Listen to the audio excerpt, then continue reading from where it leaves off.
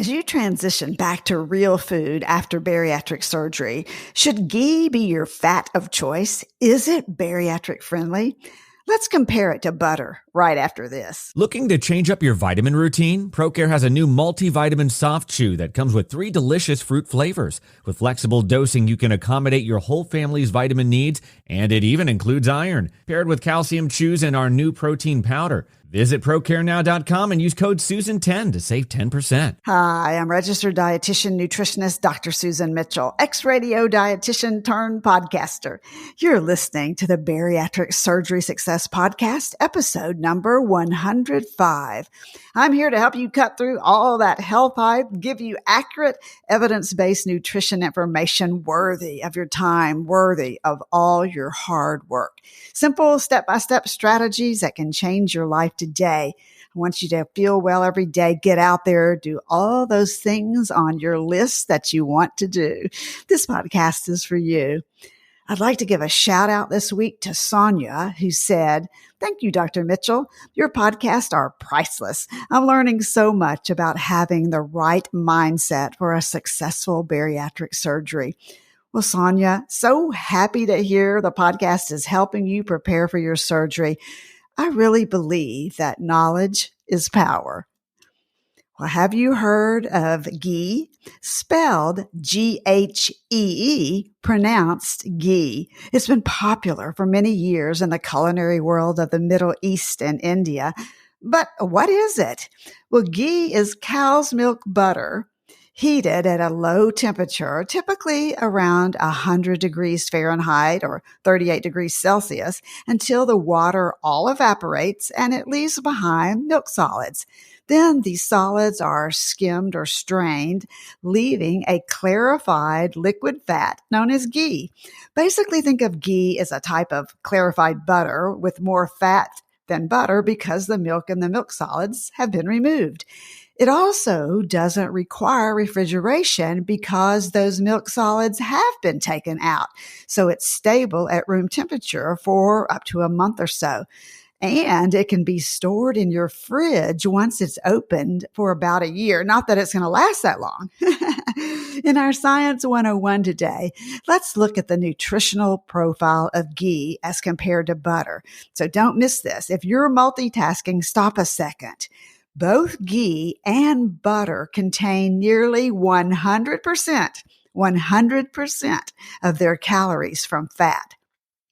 So our measurement for comparison today is 1 tablespoon or 14 grams of ghee and 1 tablespoon or 14 grams of butter. So ghee contains around 123 calories while butter has 100. This difference is going to come in more fat. So ghee has a higher concentration of fat than butter, 14 grams versus 11 grams, again, because the water and the milk solids have been removed. And ghee has a bit more saturated fat, 9 grams versus 7. But ghee also contains more monounsaturated fat, 4 grams versus the 3 grams in butter. So both have some vitamin A, both have a little vitamin E, but really these differences are very minor, and choosing one over the other isn't likely to make much of a difference in your health. Bottom line, no real hard evidence to indicate that ghee is healthier than butter or clarified butter. So it's personal choice right there. You might be wondering, but isn't ghee dairy-free? Don't miss this tip. Ghee is not dairy-free, although it's a really good choice if lactose bothers you. In fact, you might tolerate ghee better since it should be free or almost free of lactose, while butter contains a small amount.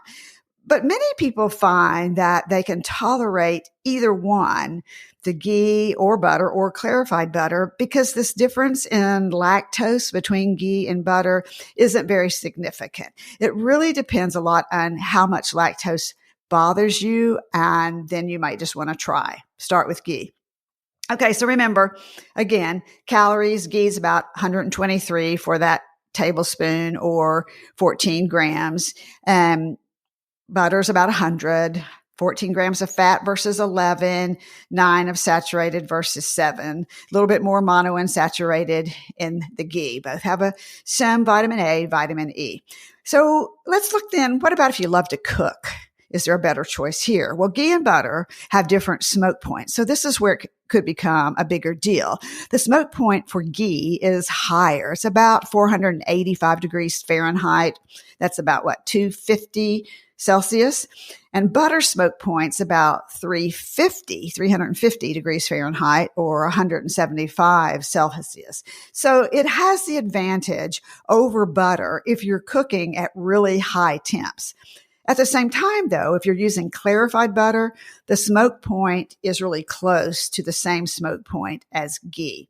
But not to be outdone, butter does have a sweeter, creamier taste. So it really depends on what you are making and what's going to work best for it. Okay, so let's look then, what really is the bottom line here?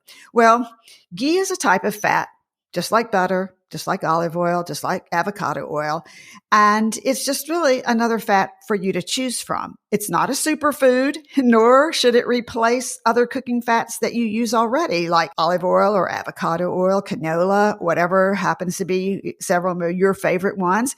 It really comes down to how you plan to use the fat and which one is going to work best to get the outcome from the recipe that you want. So it's a personal choice. It's not a perceived health benefit. And remember, bottom line, you're worth it. Bariatric Surgery Success with dietitian Dr. Susan Mitchell is produced and owned by Practicalories, LLC. All rights reserved. Remember, the content provided on this podcast is for information purposes only and doesn't create a patient-provider relationship. It's intended to provide reference material and is not designed to provide medical advice. Please consult your healthcare provider regarding any medical issues you have relating to symptoms, conditions, diseases, diagnosis, treatments, and side effects. Podcast guests express their own opinions, experience, and conclusions, which do not necessarily reflect or agree with the host, Dr. Susan Mitchell, or Practicalories, LLC.